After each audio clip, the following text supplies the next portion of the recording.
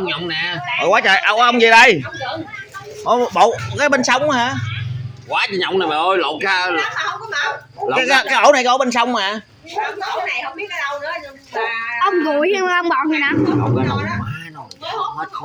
Ủa cái ổ bên sông bữa ổ bên sông nữa mà.